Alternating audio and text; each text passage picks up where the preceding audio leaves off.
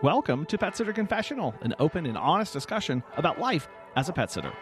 Today, we're brought to you by our friends at Time to Pet and Dog Co. Launch. Most of the time, we talk about starting our business and getting in and growing and the grind and the balance. But what do we do on the back end? Do we have ideas and thoughts and planning directed towards exiting our business and exiting it well? I know a stat, 100% of us will eventually exit our business one way or the other. And to talk about how to do that well and appropriate and on our timeline, I'm really excited to have Kaz Kelly, owner and founder of Founder to the Future Consulting, on the show to talk about just this. So Kaz, this is a topic that I don't think we talk about enough in pet care or just in small business in general. So for those who aren't familiar with you, tell us a little bit more about who you are and what you do. So I completely agree. We don't talk about it enough. So I'm so happy to be here to begin with. But I started Founder to Future Consulting because I've done this. So I'm an exited founder, successfully sold from the pet care industry. I had one of the largest doggy daycare, grooming and training facilities in Queensland, Australia, and sold that because we were relocating to America. So I had a reason, and we'll dive a bit deeper into, how people get to the decision, but that was my reasoning for selling.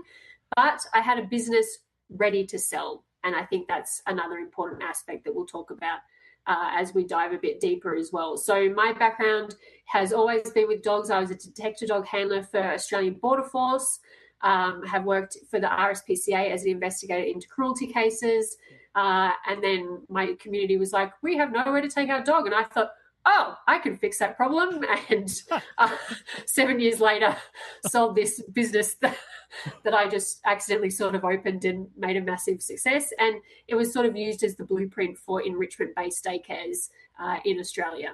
Oh, okay. Enrichment-based daycares, that's a pretty new concept. So Yeah. that's really exciting. What was that like, kind of getting that up and off the ground? Yeah, so I went into this knowing that it was going to be enrichment-based. So all my work beforehand with working dogs and in cruelty cases and shelter environments led me to know that we were not going to be a place that people just dropped their dog for the day, that we were going to be very specific about how they spent their day and how they used their energy. And yes, it was very interesting to sort of do this naturally, but be really on the forefront of the enrichment-based daycare scene.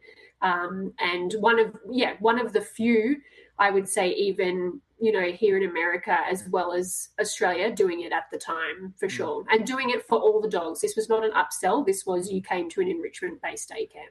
It's so long it was just about containment, right? And basically time out of house was all people cared about. And so to really flip that and make it something that benefited and was more like long-term holistic view really changes kind of the value that like the clients get out of it, the dogs get out of it. And also makes it a much better place to work and be at too, like as an employee. Absolutely. And mine was an inner city daycare. So we were high-rise dogs. So everything sort of fit with that then. So all our training was based around city dogs. How can they be good city dogs? Going into lifts in apartments, separation anxiety, barking, all of these noise complaints and things that are just very much city dog issues became just part of our everyday. So it was a whole sort of view of how we approached our fur kids in living in the city, from puppyhood, to senior days. Yeah. And you grew and built that over the 7 years, right? And you needed to exit. And now I know you talk a lot about how founders, again, we're always starting something. So founders, that you talk about how they need good lawyers and accountants and brokers and all this stuff. But you think that there's something missing from that mix of people that we speak to. What is that? Yeah, I think they're missing a Kaz.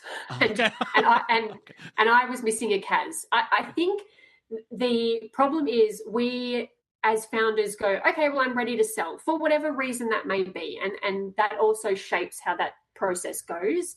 But we come to that decision and we think, okay, well, I know that we need to talk to a broker.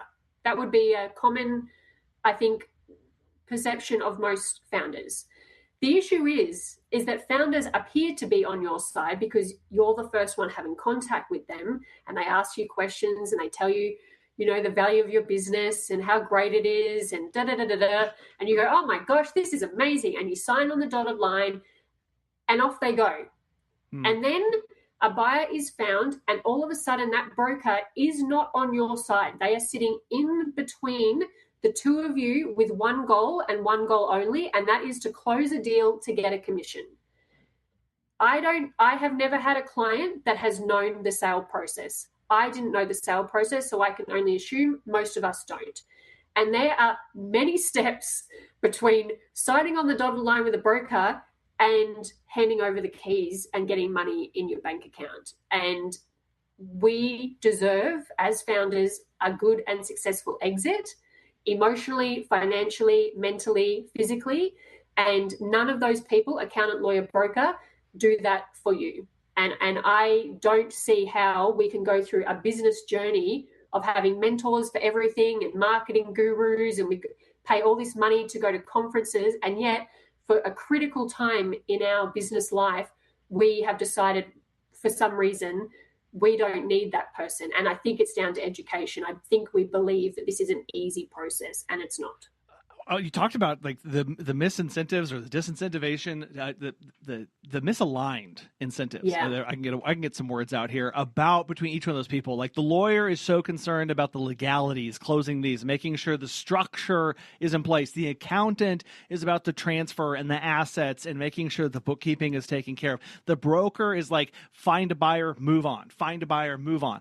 And yet, as you were like, no one's sitting there going to the founder going, hey, like, are you walking through this okay? Like, are you sleeping right now? Like, are we asking, what questions do you still have that bother you? Is this meeting your vision for what's about to happen? And that just gets like squirreled away. And on one aspect, Kaz, like this is a business decision, and business is cut and dry. Did you sign? Did you not sign? And yet, as the founder, as the person who created something, from nothing, we have a lot invested into this. It's a lot more of an emotional aspect than I think many people recognize. Oh, absolutely. And I think even for founders who are burnt out, so this is a decision based on burnout, which is a terrifying statistic, especially for female founders in itself. But I think the aspect of the emotions, no one recognizes until you're at midnight deciding whether to call it a day on this and shut the doors. And all of my clients, all of them, I have received WhatsApp messages going, call it a day, Kaz, I'm out. Like, just be done. Just wrap it up. I don't care how it's done. Just ring me when it's over. And I think that is the reality. And unfortunately, I hate the thought of someone having those thoughts alone or trying to rely on family and friends who just don't get it.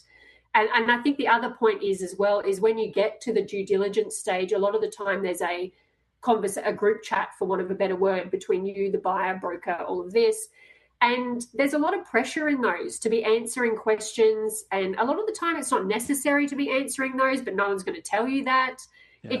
It can get really messy and a full-time job. And I just want a founder to be in the business, running the business, and I can be in the WhatsApp chat, going, that's not relevant. Please move on.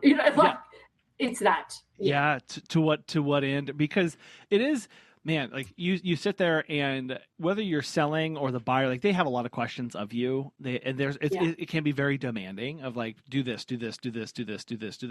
And some, like, you may have a business set up to sell. You may have a business kind of set up to sell. You might not have a whole lot set up. And so that process alone can be very, I can imagine it'd be very tumultuous of like, oh, I don't have that data, or, oh, I didn't do this, or, oh, they're asking me this thing that I don't have. Like, and now all of a sudden there's the questions about like, did I do everything right? Am I doing this right? And that all comes up right at the very end, right when you're supposed to be stepping out and going and enjoying the rest of your life.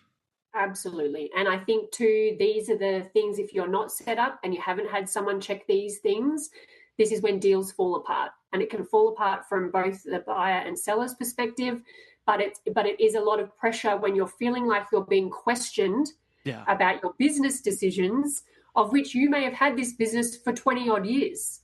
It can feel very personal and very, victimizing, that you're like, why do they keep pushing me on this? Like, it's been fine for 20 years. Yeah. And it's just, it can become way too much for someone. When sometimes all they're asking is like, look, I just want to know. I don't care one way or the other. But you're right. If there's no one to kind of interpret that of like, look, this person, they're just trying to figure this out because they need to know what they need to do on the other end. To you, you're like, oh my gosh, like I've done everything wrong and this is horrible. Yeah. Yeah. No.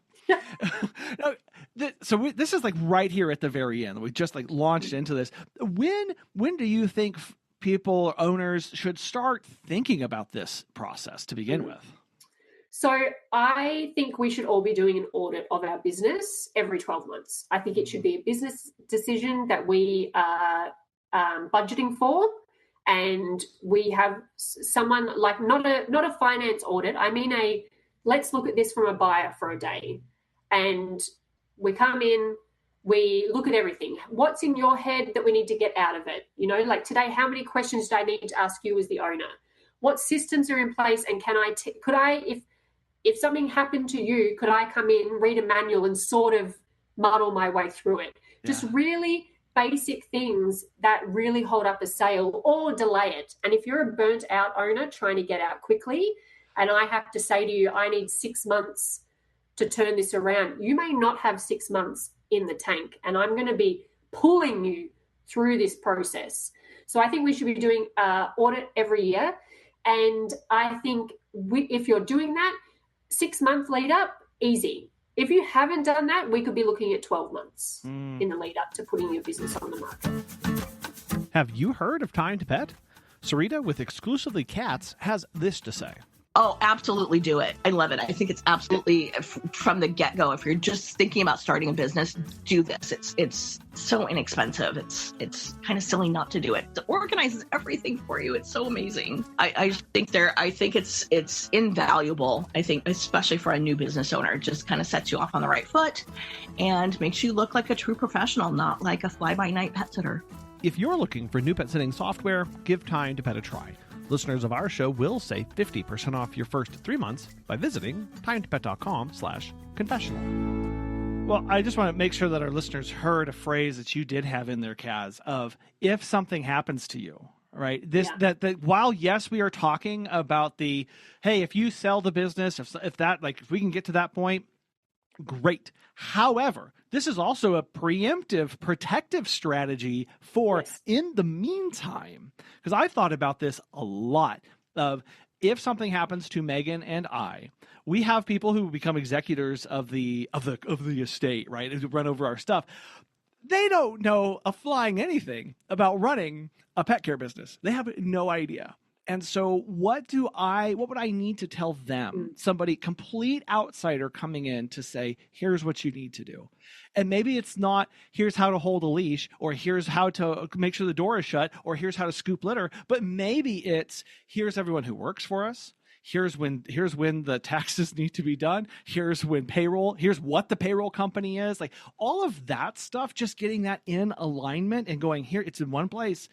And it's I'm sure, getting it written down, you can shoot videos. Like there's a lot of different ways to start getting this out there that really just go every aspect where you can do of documenting the process that you do, whether you need it tomorrow or not, at least you have it. And then you're set up for success when you do decide to make that decision to exit. Yeah, I think we don't live in a world where we think about if something might happen to us. But of course, there's lots of us who have had, close experiences and reflect. But for most of us, that's not the case. And I think the part of the audit is a real light bulb day. I've never done a day audit with a business and they haven't gone, oh my gosh, I can't believe all the things you saw that I would never have seen. And it is those things, because I will say, okay, well, if you got hit by a bus this morning on the way here and someone just happened to be like, oh, well, Kaz has sort of worked in this, let's give her a call and see if she can open today. Yeah. Where is the manual for me to know how to do that? Where is the code to let me in? How do I know where your passwords are because you're the boss? where do I find the contact details for the workers? I don't want it to be in your mobile phone. That's of no use to me if you've been hit by a bus. Yeah. Like, it's all of those things. And I think in the everyday of business ownership, they are too big, too little, non-existent thoughts that sort of flutter in and out, but they're not concrete enough, and we don't have someone being like, we need to do this for multiple reasons, not just for this reason. Yeah. Oh, this is just the phone number that's used for the business. Like just that alone, like I'm getting anxiety thinking about this, Kaz, of like, oh my gosh, like where are those contacts stored? Who knows to call this number? Like how do people get this? Like it just, all of that stuff. And so, and part of that's just, it's, again, I think it's really important to say, like, if you're listening to this and that's like, you've done nothing wrong. Like that's part of the process of growing a business. You're responding, you're doing all of this stuff. It's that step to go, okay, now I do need to some extent disentangle myself from the rest of the business. And it's weird how a lot of times we get the first bit of have a business account, have a personal account. Ta-da, great, I've done that.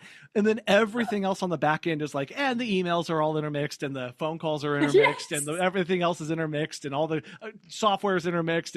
And we go, wait, like that becomes an issue when you look to step away. And that's why when people hear 6 months, a year, what are you talking about, Kaz? Like every one of these things of, as you start to snip the strings of connection, you find one more that you've got to get taken care of. Yeah. And I would prefer that it is a conscious decision to sell or to exit or to hand over or whatever that means to someone, then be put on the spot and we are rallying to the end. And I had a client we sold last year together, and in handover, you have to hand over your business Google accounts.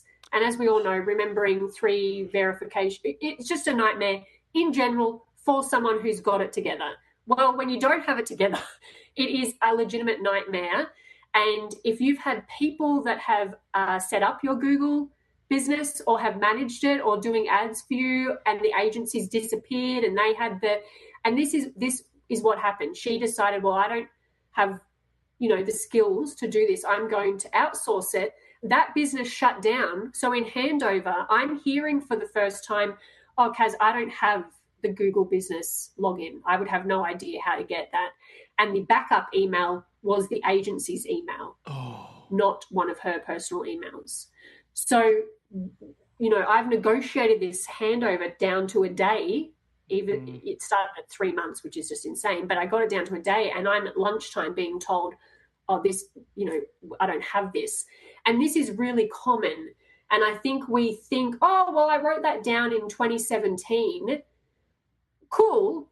But do we know where that notebook from 2017 is? No, Kaz, we don't. We don't know where it is. No one's got a clue. And this is what holds it up, and this is what causes stress. And then you've got a buyer being like, well, hang on a second, I was told they had everything because we thought we did. Yeah. Yeah, absolutely. We do. Exactly. We do think we have everything, but what's the quote everything?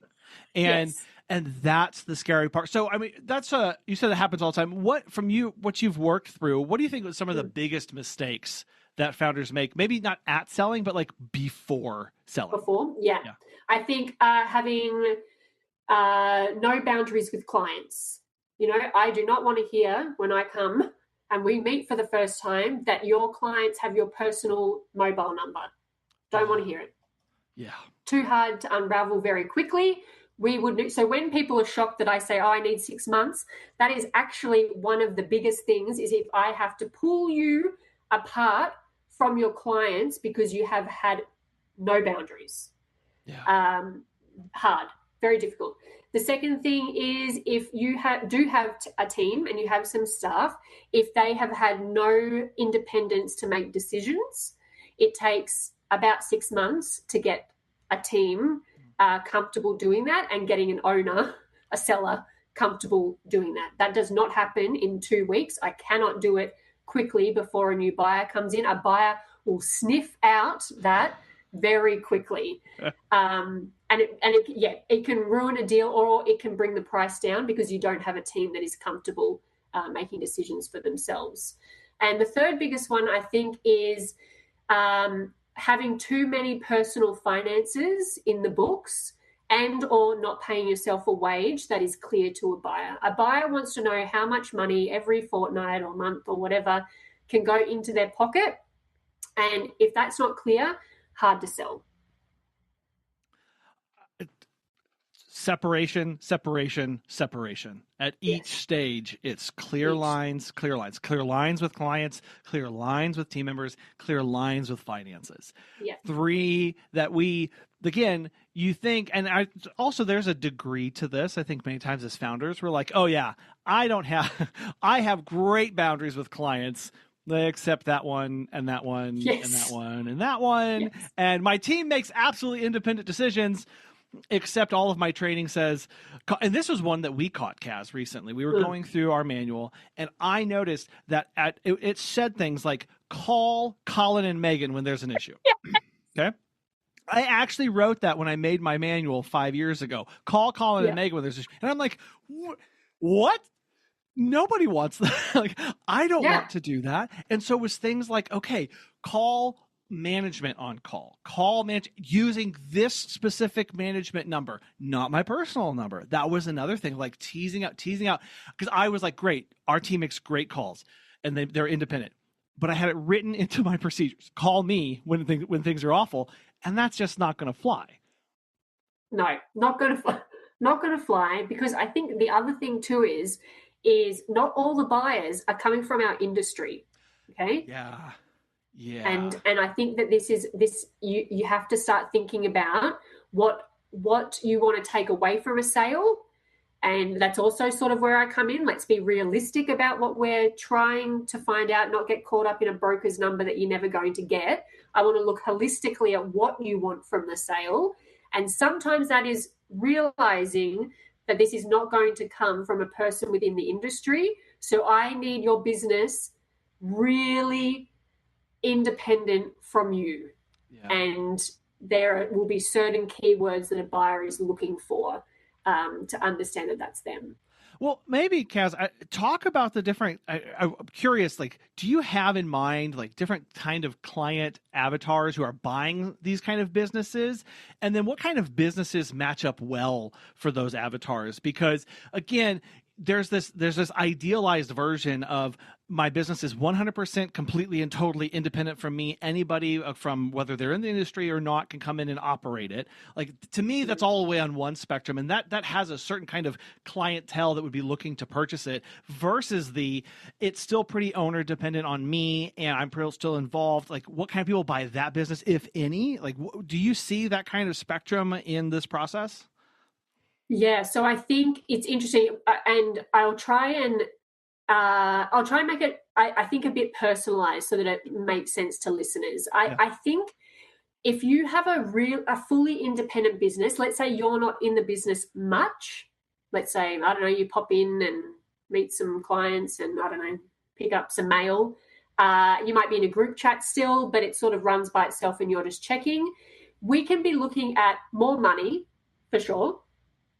But we're also looking at hands-off buyers that don't really care about your legacy, if that's important to you, but are looking for something that has been established well with very strict parameters, I guess. So using my business, that would be it in Australia, the one I sold, the enrichment-based daycare. It was so managed and defined that someone could come in from outside and buy it. Yeah. They didn't. A groomer from Hong Kong actually did. So she had experience in the grooming aspect, but not in the others. But the flip side of that, so someone who's in it and really running it, someone like me might be interested in your business. I have experience. I can see where there might be growth potential, some value adding. As a buyer, I'm not going to tell you that that's what I've seen, but as your Kaz, I might say we need to do a couple of these things because it's going to look great for a potential buyer. And it means we might be able to pull over this way a bit to that first buyer. I think there is I will never say that there is not a buyer for a business in this industry. I think everyone deserves a successful sale, whatever that looks like, or a successful exit. And I think there is always the right person for the right business. But the issue is, as founders, by the time we get to this point, we may be so done and over it that we actually don't have the gumption in us to hold on that long. And that's the issue, not that there's not a buyer. Right. Well, so we're buying a business, we're selling a business, price comes up. Should I be going for the highest purchase price possible to get my look, a broker will tell you yes. But you're not a broker, you're a Kaz. So not a broker, I'm a Kaz. So I think this is interesting. If I haven't been on the journey with you before and I get a call after you've met your broker, obviously I will say, okay, well, like how much is your business on the market for? And I'll get given the figure, and I will then say, okay, can you send me your last 2 years P&Ls? And I'll go, I have no idea how the broker came up with this. It's usually the first thing I say. And it's because I want it to be a realistic sale. And I think this is getting lost. I think also because big equity has been buying a lot of pet businesses, especially here in the States. We have been led to believe we may be worth more than we are. And I think that's changing. I think as the industry changes, we'll see those prices change as well. But no, I believe in holistic thing. I want to know, how quickly do you need to be out? Is there a reason you're needing to be out? Is this price that the broker has given you a realistic price versus what I think we could probably get for you quickly? 3, is legacy big for you? Is it really important that someone's coming in and remembering why this started and why it's here in the community? Is it a community-based business? Are you known in your community for something specific, and is that important for a buyer? Or 5, are you just done and you literally just want to keep the doors open to keep clients happy and you'll take whatever? There is a range. It's surprising who you might think falls within that range. But no, we should not be aiming for the highest price for the sake of just popping a number on a website. Well, because again, there's so much tied into here. It's I have my incentives for selling, they have their incentives for buying. And the more in alignment they are, the more the price may, reflect that. However, we often have to be realistic of what am I actually bringing to the table for my business. And you're right. I love that you brought up that the private equity coming in for boarding and daycare and veterinary and trainers and pet care, like all of a sudden it's like, hey, I'm sitting on a gold mine over here because I got 100 clients, so let's do this. And it's like, well, actually, whoa, like what are they have different incentives for making this purchase, and are you in line with those? Or like you said, is this if you are so burned out, if you ask the question, hey, what does a successful exit look like for you? And they say, oh, to be done 2 years ago, maybe we come down on price and we work on that so that this can move quickly and you can move on to your other things. So it's recentering back onto the person that you are and where you are in your life and in what stage you're looking to move to. Absolutely. And if you've got 2 years left in you and you want to aim for $1 million for your business that's only worth $400,000, okay, like we can do that. Yeah. But at the end of the 2 years, when you've got it in your head that you're meant to be out for $1 million, it's going to be a very rude awakening when you have to suddenly cut it down to $400,000 and someone walks in the next week and actually buys your business. It is my biggest pet peeve is brokers telling sellers how much money they can sell their business for, and it is pie in the sky stuff based on nothing. And then I have to either say just so you know, you're not going to get an offer close to this, or something comes up in due diligence and it drops. Yeah. And that happens a lot as well. Well, that's the purpose of due diligence. It's so that everybody, so you're laying bare your business, which is extremely vulnerable. We've already talked so maybe I'm not going after the most money. Talk about emotionally Kaz, like for you, how do you like to coach people into having that successful exit from an emotional perspective? Well, this is going to be a bit controversial, but legacy means nothing once you've handed over the keys. Your legacy is done. So even though it can be really important to find a buyer that aligns with your values, maybe on how you handle animals or their background, for example, those things might be important, but carrying on your legacy is no one's job and no one's duty. And I think it's really beautiful when people find that alignment with a buyer and seller, but it's rare. And I have still seen deals fall through even when those two people are so aligned in how they carry on. But emotionally preparing for it is definitely things like, I want you not to be on your phone all the time in these group chats through due diligence. I don't want you to be answering a buyer on a Sunday afternoon when they've had a family lunch and the family's given them 20 questions to add to the email due diligence list. I don't want you replying to that on a Sunday afternoon. I want your friends and family as much as you can to know what you're going through, because you're going to need some support. And if you aren't telling them, you definitely need some professional support outside your broker, lawyer, and accountant. Okay. So I didn't tell friends and family that I was selling because I was so entrenched in my community that I was very worried about it leaking. So having someone would have really assisted me in this process, for sure, outside of my husband knowing. I think emotionally as well, it's preparing that you are going to be asked questions that you probably have never asked yourself, and they are not personal, even though it's about something super personal to you, which is your business.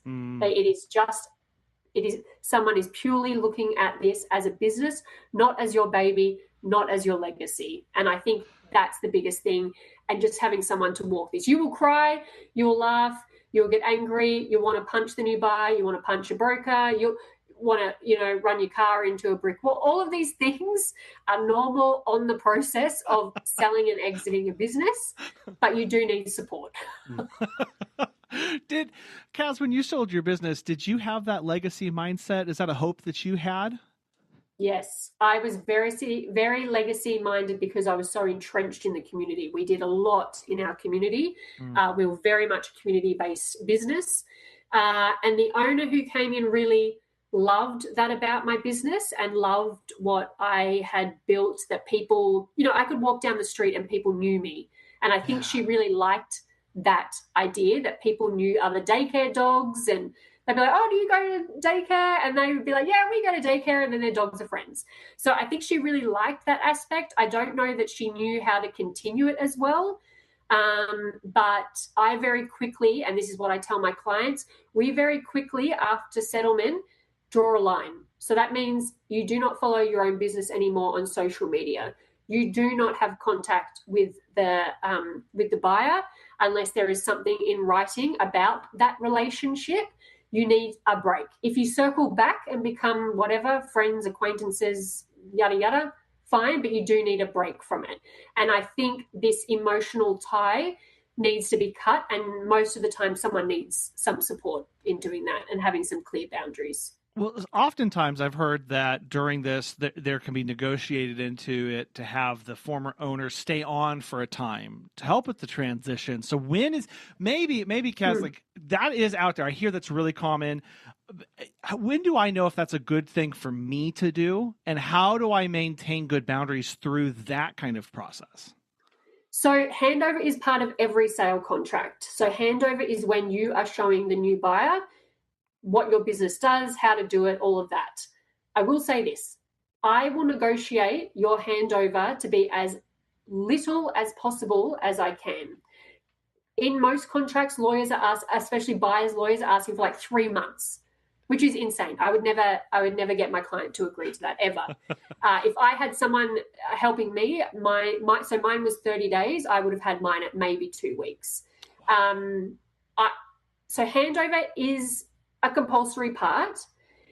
It is usually you're not getting paid as the seller. This is just part of selling a business. But if we have done the work and your team knows things, I should only need you for the really boring things like Google handover, social media handover, phones, emails, all of sort of the big admin things that only owners can do. And everyone should do that. Handover is part of the process, and every buyer and seller do need time together. That is really important because there are things that only a seller will know. But I don't think you should be in the business long-term in handover. It's not healthy for either of you, and I don't recommend doing long handovers.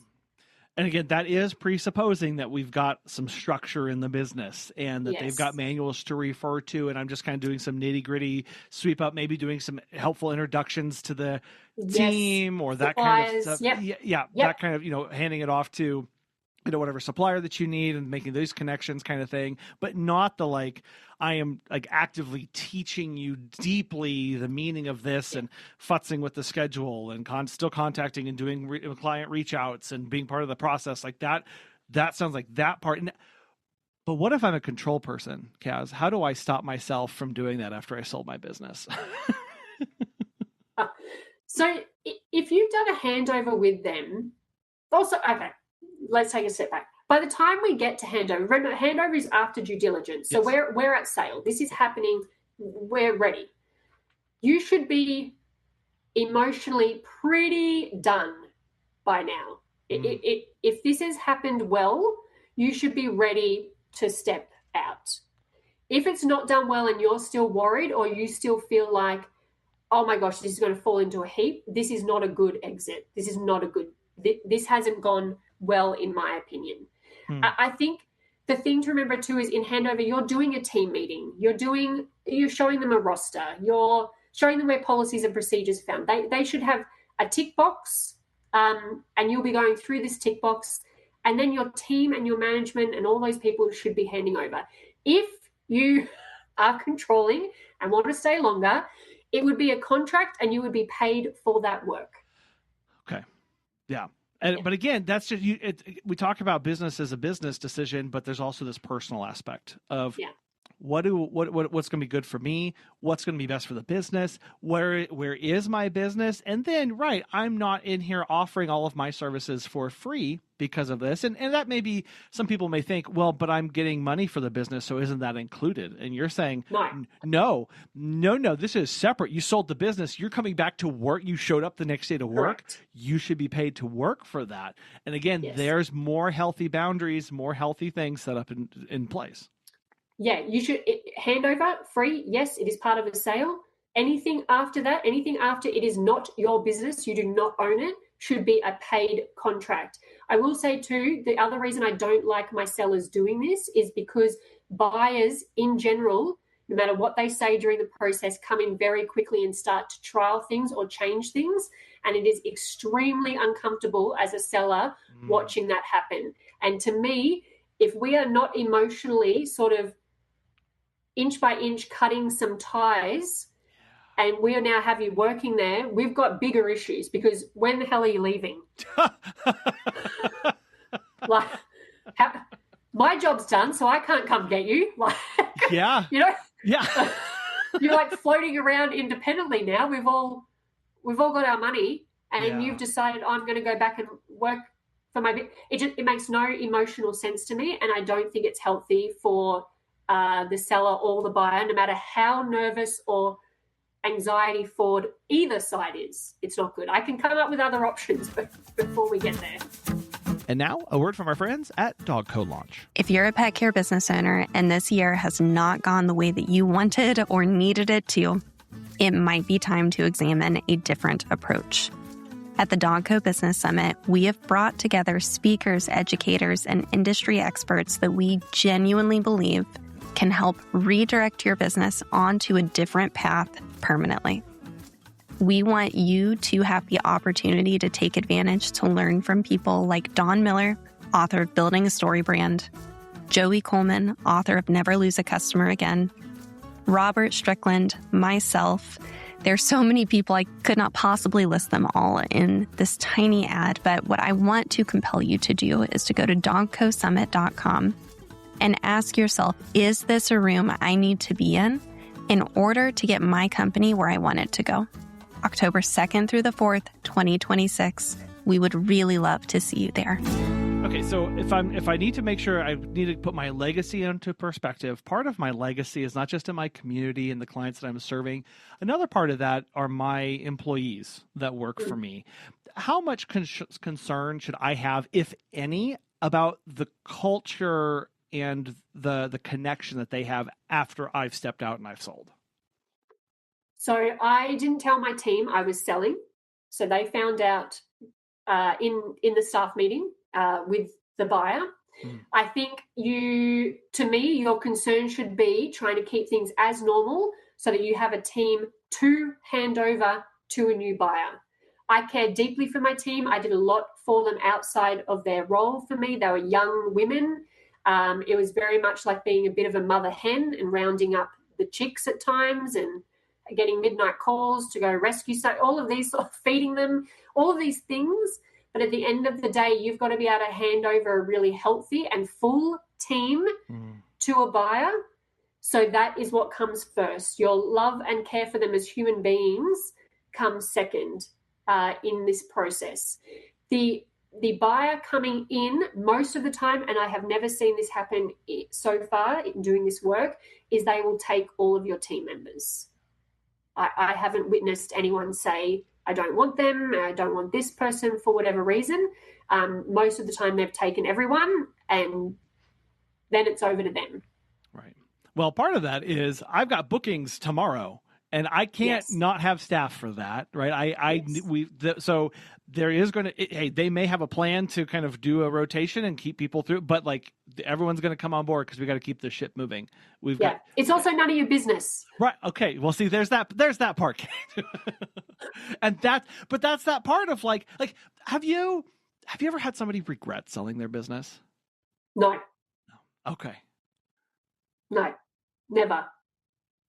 No, I think there's been regret over decisions that they might have made during that process. I have regrets of some things I felt I was pushed into deciding during the process because I didn't have support.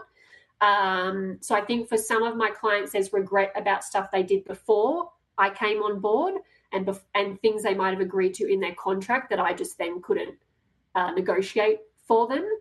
But from a sale perspective, no one has ever regretted selling their business.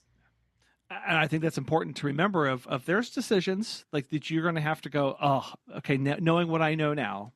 Okay, that, yes. But it's also part of that, like, okay, that was learning and I let that go. Like, how do you recommend people work through those regrets that they do carry after that transition, after they do sell? Well, I think it's another reminder, right, that your broker is done. Once the money has gone, once you've paid the commission and money's gone into your account, no one is checking up on you. This is crazy to me. Like I talk about the reason I founded a Future Consulting, and one of my top 5 reasons is the aftermath of selling, and that no one checked in on me. No one asked how the process went. No one was concerned with the sort of feelings of regret maybe a month later about the decisions I was forced into. No one asked me about when I first started hearing things about the new owner, just on the grapevine in the community, how to cope with that. The ending that day, yes, you should be drinking champagne and getting yourself a present from, Chanel, and that's what you should do. But the month after or whatever, you are so alone. And I don't want anyone to ever feel like that. I fully believe in checking up on my clients, in making sure they're okay, in making sure that there's a plan. I don't care if you don't want to work. I don't care if you want to open another bit. I don't care what it is. I want you to have a bit of a plan for self-care after that initial suck of your life and energy going through a sale. Because there's a whole aspect of you that is now no longer there. And that's like if you've spent 7 years, 20 years, 30 years building, growing, maintaining, marketing, talking about living, breathing, and then all of a sudden on Tuesday, nothing. What's on the other side of that? And that aspect is like, man, like there's just that void that now it's like you said, like, what is there? Have we talked about that? Is that part of my exit plan? We just talked about making sure I had policies and procedures and SOPs and management and protocols and all that stuff is in place. But I've yet again forgot about me and my plan for what happens after. Yes, it is absolutely part of a successful succession plan, is knowing what you're going to do or have some ideas down of how to fill your time, because our identity as founders, no matter if we want to admit it or not, is caught up in our business. We like saying, I'm Kaz Kelly from Doggy Daycare Brisbane.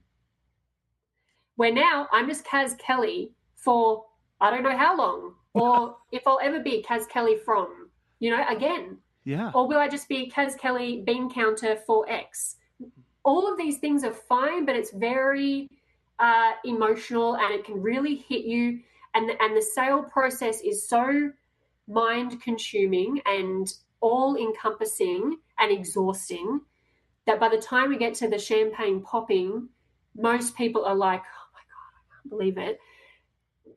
Are fine for a week and then go, oh, my God, Kaz, like, what do I do now? What do I do now? Yeah. And we need to have some things in place that we can go back to. Hey, remember when we did those things? You wrote a list of books you wanted to read and you said you wanted to go and have a long weekend somewhere and read and drink wine and not be on your phone because you don't have that stupid group chat that you needed to be in anymore. It's just having that person to remind them to go back to what they were focusing on. And some people have already started their next thing. I have a lot of clients who have already started writing down what their next idea is and how it might look. And I'm always like, you need a break, and then you can focus on the next thing. I am curious, and I don't know again about this aspect. Again, it's a business decision. There are various ways to finance the selling of a business. Okay. And I don't, we don't need to go into those calculations right now, but I am curious from your perspective, Kaz, does the way something is financed, does that impact this kind of relationship? For example, like I hear a lot of things like seller finance. That's a way to do it versus the bank finance and that they just get one lump sum. Like, have you seen a difference in how those boundaries are maintained and how those relationships and how people handle those and the impact on them emotionally? Yeah, I think the seller financing, I think sounds good and it works for a lot of people, but it's a long-term commitment. Yeah. It's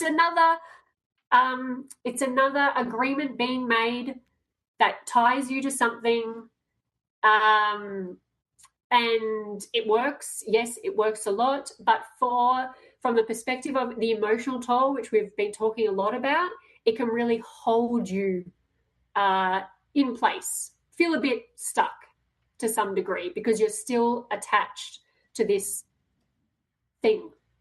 Yeah. So yeah, it can definitely change, and I do talk about that and the pros and cons of both sides to my clients, and especially if you're burnt out, I think you just need to get out. Yeah. Again, it's that aspect of going, okay, I'm ready to sell. This person came in, they're great people. They're after they're interested in my legacy, their stuff. Oh, they want to tie me to the business for another 5 to 7 years with seller finance.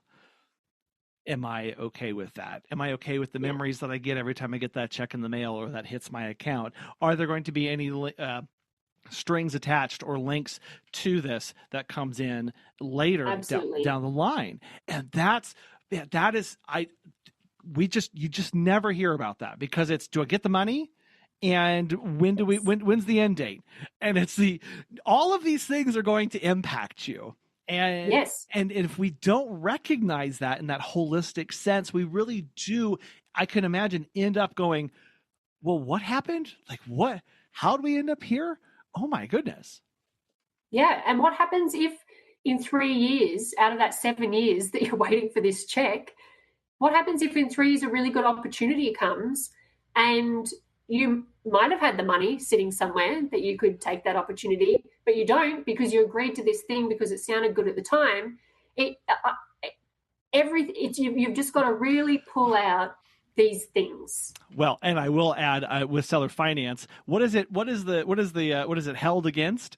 The business. And so if that person stops paying you, guess what you get to do? Congratulations, you get to step into the business and take over who knows what at this point, because there's no transition there. This is court ordered. Have fun, right? Like, am I prepared for that? Is that something that I am ready to do in 3 years, in 5 years, if something goes wrong here? Am I going to enforce that? Like, you really need to think about where you are going to be at and if that's something you want to maintain. Well, and like in my situation, I was moving across the other side of the world, right? And a lot of people are selling their businesses for retirement to move somewhere else. So imagine me getting the call. That would be of no use to me whatsoever. That is not a headache that I need or want. So it comes back again to the people that we claim to need in this sale process are not asking you these questions. They are not asking why you're selling. They're not asking what you need from this. And that can lead to you being really pressured by a broker to take a deal that is not in your best interest. Right. Kaz, in closing here, is there any, just if someone's sitting here, they're thinking about this, maybe they are interested in selling, they've kind of thought about this for a while, what's the first step or two you'd recommend they take? I think we need an audit of your business, right? We need to come in and see if you have sat at night and thought, I don't want to do another summer in my business. We're rounding up the end of summer. I don't want to do another summer in my business. We need to come in and see your business, and we need to see what needs to be fixed. We need to look at it through a buyer's eyes. I don't care if you don't take action from that day, but then you have some guidance and you have some answers and you have some insight into what your business is looking like right now through a buyer's eyes. And it might either push you to get on the market really quickly because you're in really good standing, or you might be like, oof, I've got some work to do, or actually it's not going too bad and I can hold on a bit longer with these few changes. But we don't know what we don't know.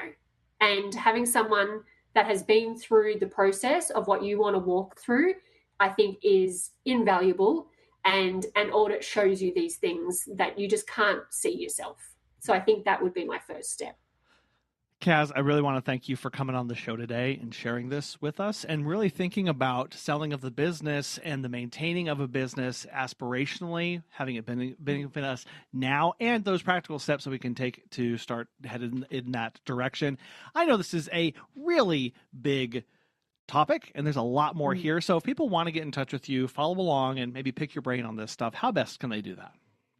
Yeah, best bet is to find me on my website.